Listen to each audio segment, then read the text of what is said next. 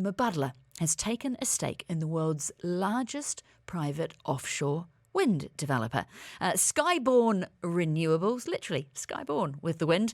To find out why, very pleased to be joined by Saed Arar, who is the Executive Director and Head of Traditional Infrastructure at Mubadala Investment Company. Saed, thank you so much for joining us this morning. Good morning. Thank you for having me. And let's start with the basic and obvious question. Why are you taking a stake in Skybound? First of all, good morning, everyone, and I hope you're enjoying the show. Skybound Renewables is a very interesting investment for us in Mubadala and traditional infrastructure, to be more specific. It's the world's largest private offshore developer. We've been able to buy a stake in that alongside our partner, GIP, Global Infrastructure Partners. We've acquired 100% of the company. It has presence in multiple geographies, mainly Europe and Asia Pacific. And it's a very good bouncing or springboard for us to get into the offshore wind market. The company has already achieved a capacity of 7 gigawatts. We have in the pipeline another 30 gigawatts of new power, renewable power coming through. And the presence is in Germany, in France, in Taiwan.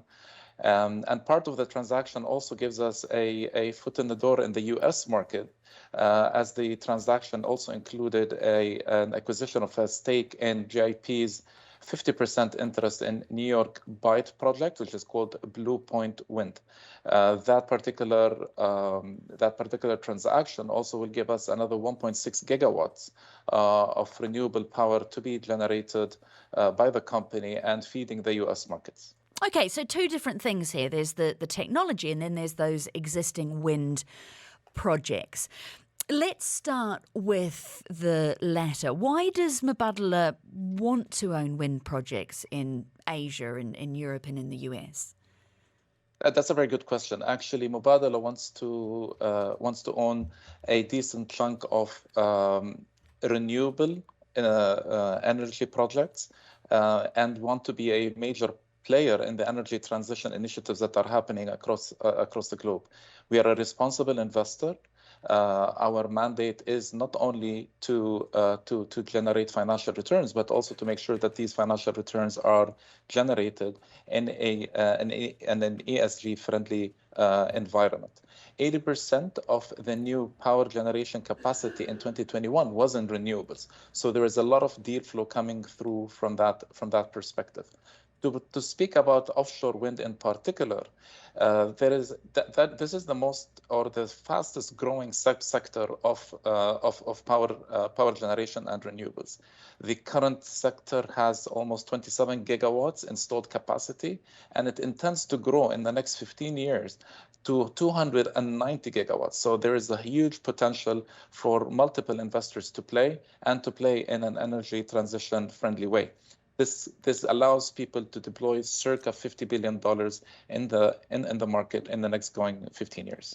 Well, let's talk about the technology, the R&D and the know-how that you are getting with this acquisition. How will that technology, or how could that technology be used here in the UAE to drive down our carbon footprint, to hit our net zero goals? Sure. So as you might know, Mubadala has invested very early on in Masdar, and Masdar is a company that focuses on renewables in the UAE. It's our flagship projects. We have now also partnered up with ADNOC and Taqa to continue the growth of Masdar itself. The segment includes, of course, solar power, offshore and onshore power wind farms, and the technology or the know-how that we obtain from our investments abroad can be easily brought back into country in order for us to make the best out of it. How much wind power could the UAE actually use? That's a difficult one to anticipate at this point in time. But as I mentioned earlier, this is a very fast growing sector. And as I said, out of 290 gigawatts worldwide to be available by 2035, I'm sure the UAE will take a decent chunk of that. What does wind power need to both scale and become cheaper? With solar, of course, we went through that big period of the batteries needing to get better, the storage question needing to be answered, the cost of the solar arrays coming down, and those challenges are being met. What are the same challenges with wind? With regards to wind, the real challenge would be with the efficiency of the propeller, let's call it, or the blades.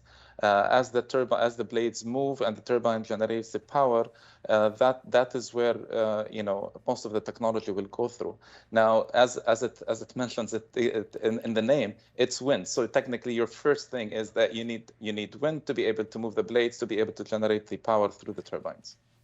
Saed Arar, Executive Director and Head of Traditional Infrastructure at Mubadala. Thank you so much for your time this morning. Dubai Eye 103.8. Join the conversation.